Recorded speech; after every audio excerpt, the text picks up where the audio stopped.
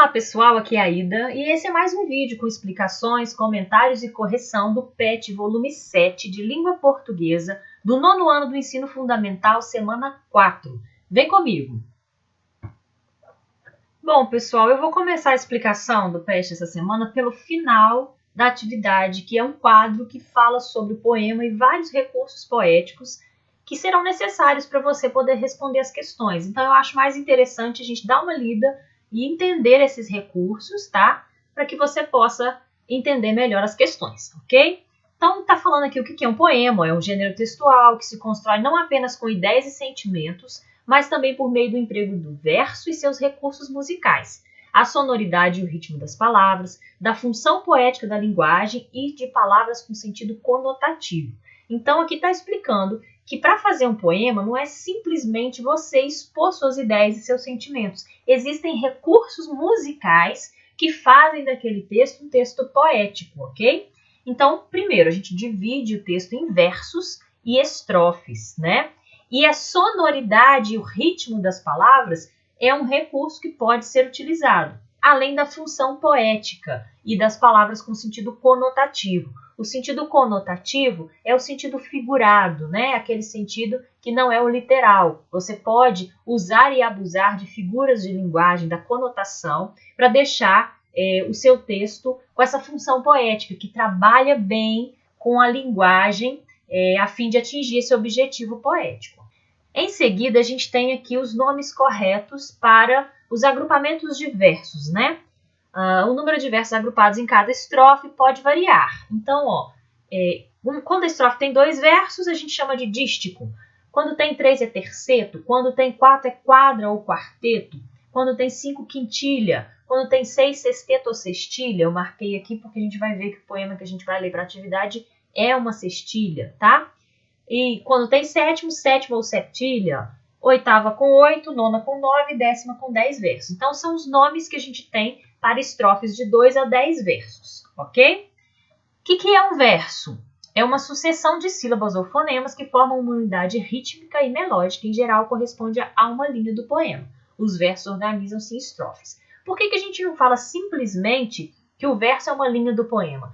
Porque para você poder decidir, né, como que você vai distribuir as linhas do seu poema, né, onde vai começar e terminar cada verso, você pode sim levar em consideração a unidade rítmica e melódica, ou seja, dar ritmo ao seu poema quando você escolhe fazer os versos de uma maneira estruturada, né, regular, vamos dizer assim, com a quantidade de sílabas poéticas igual em cada linha, posição de sílabas tônicas nos versos também dão ritmo, tá? Não quer dizer que todo poema tem que ter a mesma quantidade de sílabas poéticas em cada linha, tem que ter as sílabas tônicas nas mesmas posições. Isso é quando o poeta quer acrescentar mais sonoridade ao poema dele, ok? Mas é uma opção. O que é uma estrofe ou estância? É o agrupamento de versos, ok? A melodia que caracteriza o verso é resultado de alguns recursos presentes na poesia de todos os tempos. Os mais importantes são a métrica, que é essa regularidade que existe na quantidade de sílabas poéticas do poema, ok? O ritmo, que geralmente é marcado pelas sílabas tônicas, né, dos versos. A rima, que é aquela semelhança sonora que a gente tem no final, né, das palavras, que geralmente a gente coloca na última palavra de cada verso. A literação, que é um recurso sonoro que a gente já viu em atividades anteriores, que é a repetição de sons consonantais de maneira proposital, para gerar ali uma sonoridade no poema. E a assonância, que é a repetição de sons de vogais, sons vocálicos, ok? Então, aqui está explicando, ó, a métrica é a medida dos versos de acordo com o número de sílabas poéticas apresentadas, tá? E aqui está falando que o nome que se dá, né, ao procedimento de medição de quantidade de sílabas é escansão. E tem também nomes que se dão aos versos de acordo com as sílabas poéticas que ele tem, ok? Então, se o verso tiver uma sílaba só, ele é um monossílabo. Se ele tiver, por exemplo, 5 sílabas, tem a redondilha menor, que é o nome né, mais clássico, e pentassílabo também pode ser chamado, decassílaba de 10. Então, de acordo com a quantidade de sílabas poéticas, a gente tem também uma classificação, uma nomenclatura, que é para o verso, tá, gente? De acordo com a quantidade de sílabas que aquele verso tem, a gente tem o nome mais adequado para ele, tá? Aí aqui está falando que o verso, cuja métrica se repete, é chamado de verso regular, ou seja, quando o poeta se preocupa em fazer todos os versos com a mesma quantidade de sílabas, ele usou uma métrica regular, ele usou um verso regular. No século XX, os poetas modernos criaram o verso livre, que não obedece à regularidade métrica. Aí, então, no modernismo, a gente tem bastante poemas sem se preocupar com essa regularidade. Cada verso pode ter um tamanho aqui, uma métrica, ok? O poema tem ritmo que lhe é dado pela alternância das sílabas acentuadas e não acentuadas, isso é, sílabas que apresentam maior ou menor intensidade quando pronunciadas. Então, de acordo com a posição de sílabas tônicas no verso, você também dá ritmo à sua poesia, ok?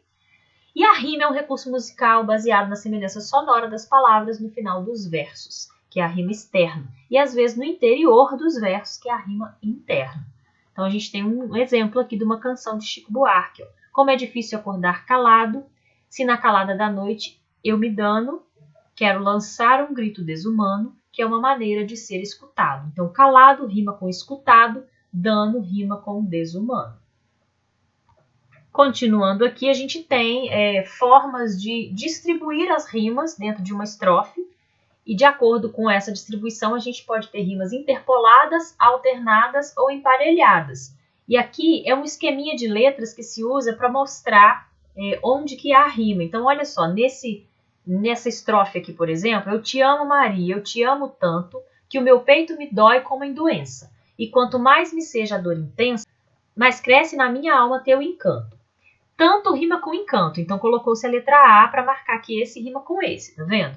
Doença rima com intensa, então colocou-se a letra B. Então, o esquema de rimas desse poema é esse, A, B, B, A, ok? Que são as rimas interpoladas, quando elas estão nos polos, ó, nas extremidades e aqui no meio, ok? Então, são formas diferentes. É só essa maneira aqui que a gente pode distribuir as rimas? Não, você poderia colocar o primeiro rimando com o terceiro, o segundo rimando com o quarto, então você ficaria dessa forma. O primeiro com o segundo, o terceiro com o quarto ficaria dessa forma, tá? E aí a gente teria alternado ou emparelhado, beleza? Os versos que não apresentam rimas entre si são chamados de versos brancos. Então, a rima é um recurso sonoro que o poeta pode ou não usar. Se ele não usar, ele escreveu versos brancos, ok? E aqui, outros recursos sonoros. A aliteração, como eu já tinha dito, é uma repetição de fonemas consonantais. Sons de consoantes podem ser repetidos de maneira proposital no poema, ok? Levou seu retrato, seu trapo, seu prato, que papel. Então, a gente vê aqui ó, o T, o R e o P de maneira proposital repetida aqui para dar uma sonoridade. A assonância é a repetição constante de um mesmo fonema vocálico, ou seja, a repetição de sons de vogais. A gente tem um exemplo aqui do Cruz e Souza. Ó, formas alvas, brancas, formas claras. Então, a repetição aqui da vogal A, né, dá aqui uma sonoridade para esse verso, tá? Continuando, ó. Paronomásia. O que é uma paronomásia? É a aproximação de palavras de um texto pela sua semelhança na forma ou no som. Ou seja, palavras que têm alguma semelhança entre si e de propósito elas foram usadas ali para gerar sonoridade no texto. O que a gente tem aqui? Ó? Como um eco que vem na aragem, a estrugir, rugir e mugir, o lamento das quedas d'águas. Então, estrugir, rugir e mugir é uma aproximação de três palavras que tem aqui alguma semelhança sonora. Isso aqui não é simplesmente uma rima, porque não está no final dos versos, né? É um recurso sonoro a mais que foi utilizado aqui, ok? E o paralelismo, para a gente terminar aqui os recursos sonoros. É a repetição de palavras com estruturas sintáticas maiores. Na verdade, não é só uma palavra repetida, mas uma estrutura maior, uma frase ou uma oração que se repete ali no texto, ok? Então, olha um exemplo aqui, ó. A voz de alguém nessa imensidão, a voz de alguém que canta, a voz de um certo alguém que canta como que para ninguém. Então, esse a voz de alguém é uma repetição de uma expressão, de uma estrutura dentro do texto que também dá sonoridade, ok? Bom, depois de vistos aí os recursos sonoros, né, do verso e também a estrutura do poema em versos e estrofes, a gente tem um poema aqui do Manuel Bandeira, Canção do Vento e da Minha Vida. Eu vou colocar num outro gráfico aqui, porque eu acho que essa letra está um pouco apertada, não está legal para ler, de repente vai ficar pequeno no vídeo, então eu vou trocar aqui, tá? Canção do Vento e da Minha Vida, do Manuel Bandeira. O vento varria as folhas, o vento varria os frutos, o vento varria as flores, e a minha vida ficava cada vez mais cheia de frutos, de flores, de folhas. O vento varria as luzes, o vento varria as músicas, o vento varria os aromas, e a minha vida ficava cada vez mais cheia de aromas, de estrelas, de cânticos. O vento varria os sonhos e varria as amizades, o vento varria as mulheres, e a minha vida ficava cada vez mais cheia de afetos e de mulheres. O vento varria os meses e varria os teus sorrisos. O vento varria tudo e a minha vida ficava cada vez mais cheia de tudo. Então tá aí o poema do Manuel Bandeira, que ele fala um pouco aí das coisas que o vento varria, né? E a gente vai fazer a interpretação aqui, tá? Responda as questões sobre o poema que acabou de ler. No verso, o vento varria os meses, a passagem do vento é a metáfora de quê? A passagem do vento aqui é uma metáfora da passagem do tempo. À medida que ele vai falando as coisas que o vento varria, né? Quando ele fala o vento varria os meses, ele está querendo dizer o quê? Que o tempo está passando, tá bom? Metáfora, lembrem que é como se fosse uma comparação subentendida. Então, ele está falando do vento, mas comparando a ação do vento com a ação do tempo, tá bom? O que a palavra vento simboliza no poema? Qual é a relação entre a ação do vento e da condição do eu lírico?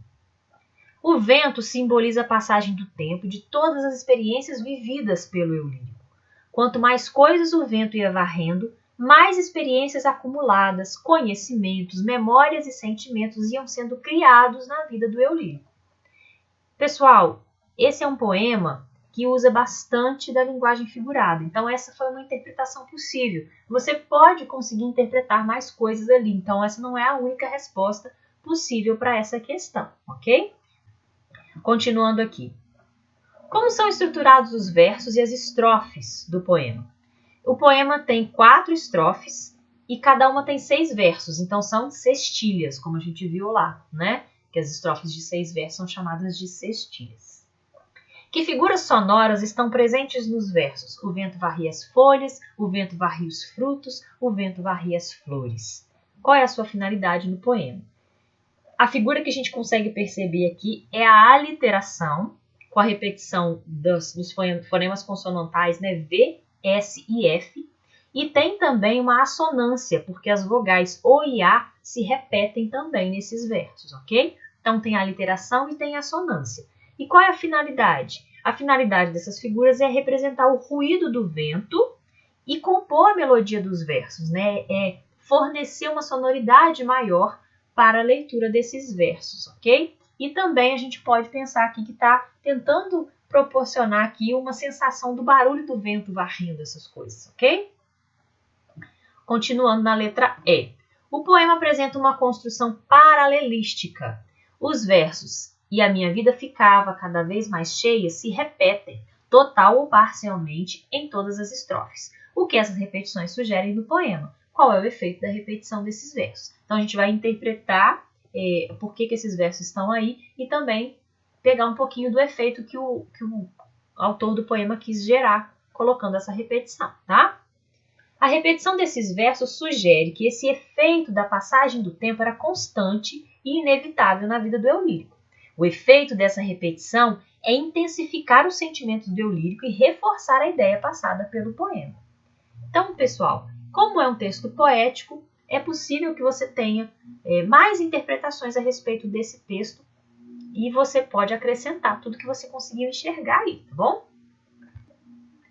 Continuando aqui na questão 3, agora é a sua vez. Você vai produzir um poema. Fala assim, ó, produz um poema seguindo pelo menos 3 aspectos apresentados nos tópicos a seguir.